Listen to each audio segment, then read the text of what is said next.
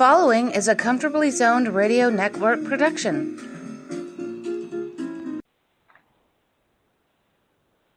Thank you, Tally Olson. We are back. Lovin' baseball when we were 12 and innocent. I'm Ralph Tycho with the Comfortably Zoned Radio Network, and my guest today is Lenny Levine of Brooklyn. How are you, sir? I'm very good, sir. Thank you. You mentioned that you went to Lafayette High School, and the first thing I came up with was Sandy Koufax.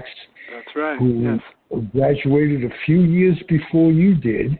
Just a couple, though. I graduated in 58. I think he might have graduated in 54 or somewhere in there, 53, somewhere like that. And he went on to be a pretty good basketball player with Cincinnati. Yeah, he did, yeah. I wonder what happened to him. Well, I hear rumors that he played some baseball. Actually, I was privileged to be at Ebbets Field for his first Major League win. My friend and I, 1955, mid-season 1955, and he was given the surprise spot start. And my friend and I both knew who he was because we were Lafayette High School people. Mm-hmm. And we said, when we saw him warming up, we said, "Oh my God, look who's pitching!" And it was him, and he shut out Cincinnati 2-0. I think it was a 2-hitter. And I even had a scorecard of it. But a few years after that, my mother made me throw out all my old scorecards. To my great regret. Not just scorecards, baseball cards. I know the traditional clean up the closets and throw out your stuff that you would have loved 60 years later. That's right, and it might even be worth a little money 60 years later, but who knows? Hell, it would have been worth a lot of money if you look on it and see what it's going for. Yeah. Where were you, baseball-wise, when you were 12? And I use that in the naming of the podcast because 12 is when your passion meets your intellect. You know just enough about baseball and you love it, so it's interesting and it's before it's in the age of innocence. So how did age 12 meet your baseball passion? Well, when I was 12, I was a passionate Dodger fan. My father had taken me to my first game the year before, 52 this was. And in 53, I went to several games with my Boy Scout troop. You know, they had those group admissions in the upper left field stands. The Knothole Gang. Well, yeah. Well, the Knothole Gang was Happy Felton's pregame show. Yes.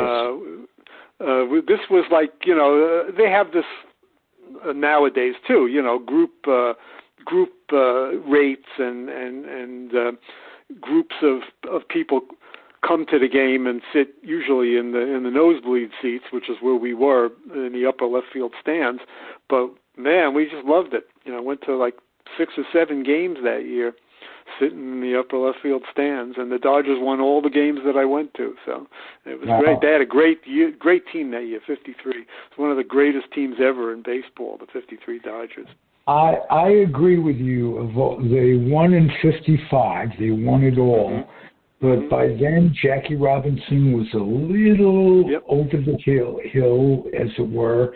Yep. 53, they were dynamic. Newcomb was great. Wait. I'm sorry. Not in the World Series. I'm sorry. Wait, Ralph. Newcomb was not pitching. Was not with the Dodgers in 53. Newcomb was in the Army. He was in the Army in 52 and 53. And they got into the World Series without him, and had this great team in '53 without Don Newcomb. What am I remembering Yogi Berra in the World Series beating Newcomb so badly. I thought that was 53. But nevertheless, I grew up a Giant fan in the same era. In the same era, my heroes were up in Harlem, and yes. But my Aunt Sunny had an apartment that overlooked on Bedford Avenue or Bedford Boulevard, Bedford Avenue. Bedford Avenue, yeah. No, Bedford Avenue, yeah. It overlooked Ebbets Field, and my grandfather took me when I was a little boy and said, "That's where Aunt Sunny lives." And I could have been a Dodger fan because I used to swim at the St. George Hotel. Sure, Brooklyn Heights. And the Dodgers stayed there, and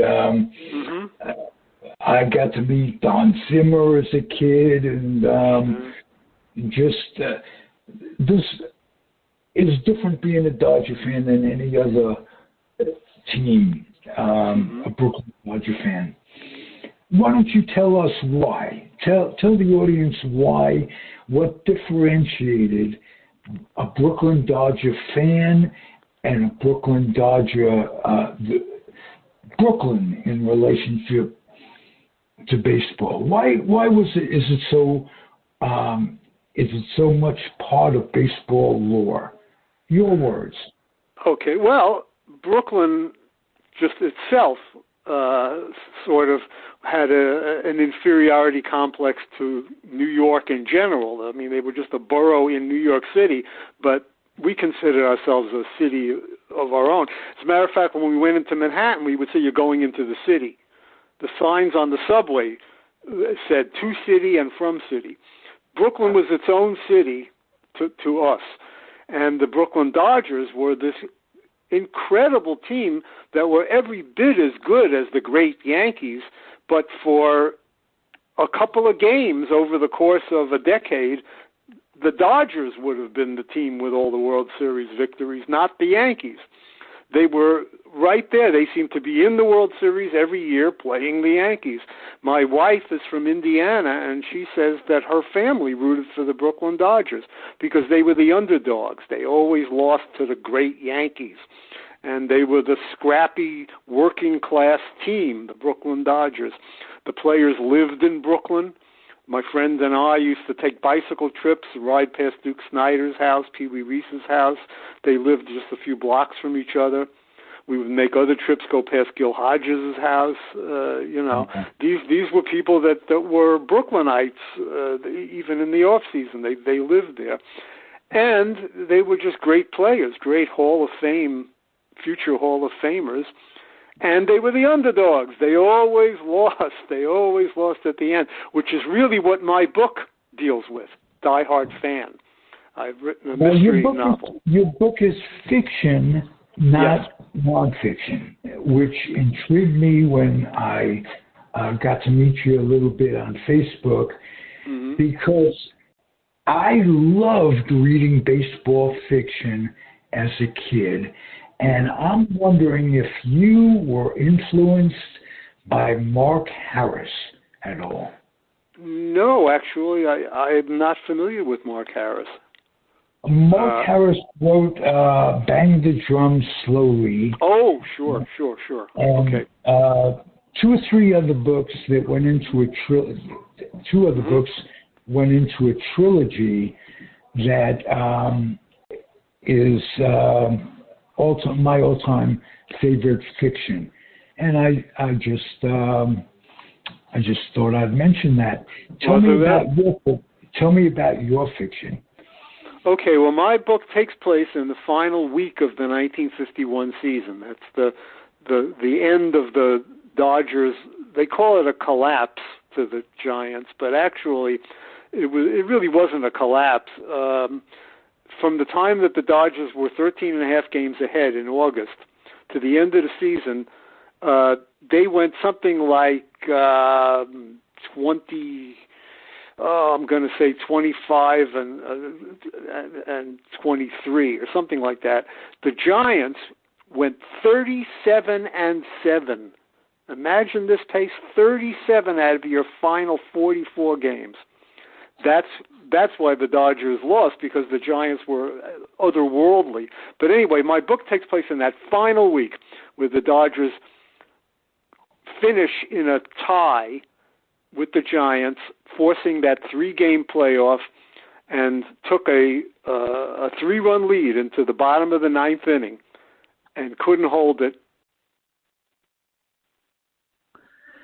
We are back.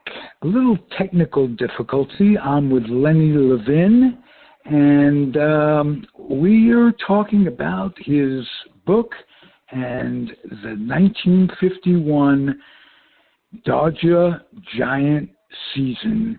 3 weeks left. Pick it up, Lenny. Okay, thanks, Ralph. Okay, my book is a murder mystery. It's called Die Hard Fan, and it takes place during the final week of the 1951 season, where the Giants completed their miracle resurgence. The Dodgers collapsed somewhat, and they finished in a tie, which led to a 3-game playoff that was punctuated by Bobby Thompson's shot heard round the world that defeated the Dodgers and put the Giants into the World Series. In the book, some Dodger fan can't take it anymore, and as the inevitable approaches, he starts murdering Giant fans.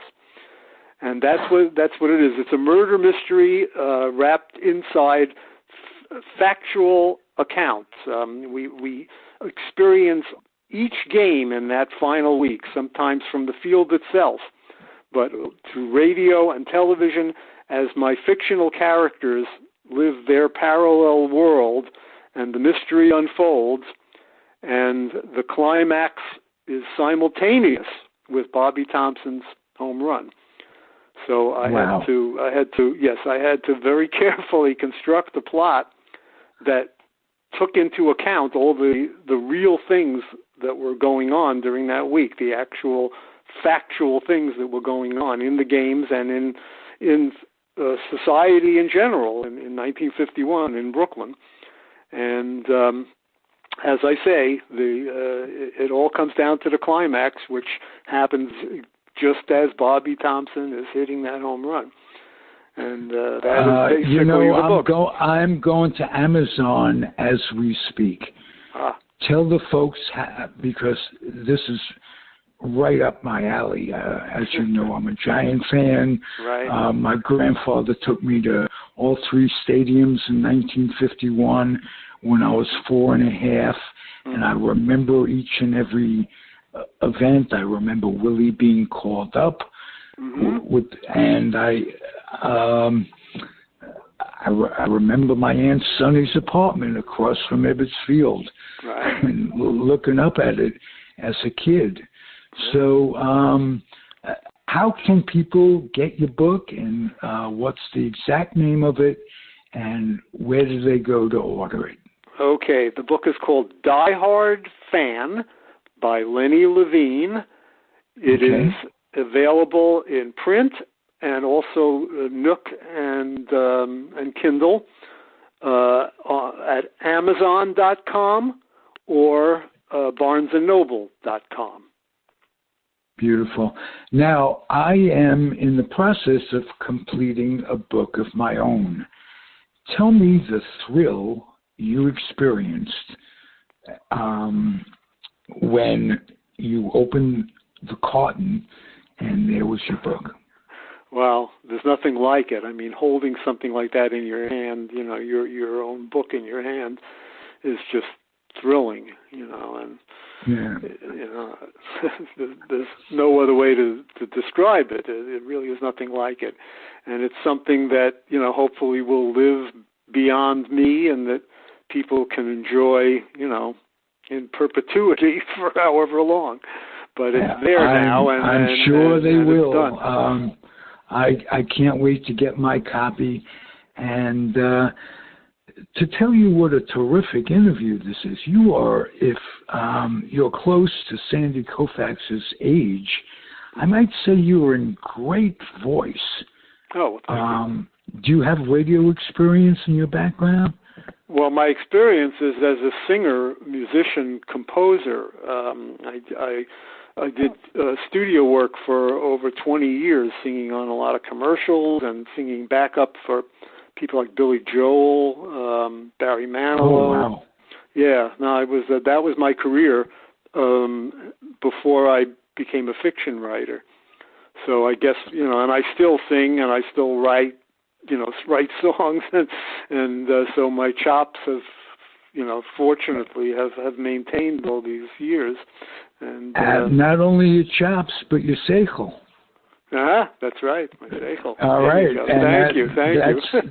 That is muy importante. Not that I'm not bilingual, but when we, and I include myself because I am getting up there too, keeping marbles in the bag is makes for a pleasant retirement. Very important. Let's put it that way. Very important. Okay, you have a smile on your voice, and I really enjoyed your company today. Well, thank you. Likewise, I really enjoyed yours. This was a fine interview. Thank you for inviting me to do it. Thank you for having or whatever, Sure. We did it. We got it together with some phone technical problems, and we worked it out. How about that? Hey, listen, everybody, thank you for listening. It's been fun for me. It's one of those days that I enjoy more than most. Let's put it that way. Lenny, come back again soon. I'd love to. Thank you, Ralph. All right. Thanks, everybody, for listening. Box up some books and take them some lightly used children's books and take them to the Head Start program, and you can help a kid get some Head Start. Introduce them to a passion, teach them to read, become school ready. Just box up some books. Take them over there. The Head Start program can use you. Thanks again, everybody. Happy trails, and be well. The proceeding has been a Comfortably Zoned network production. You are advised to keep your dreams wet, your humor dry, your children and grandchildren out of military recruiting offices and off the laps of clerics who wear dresses. Thank you for listening, everyone. Happy trails.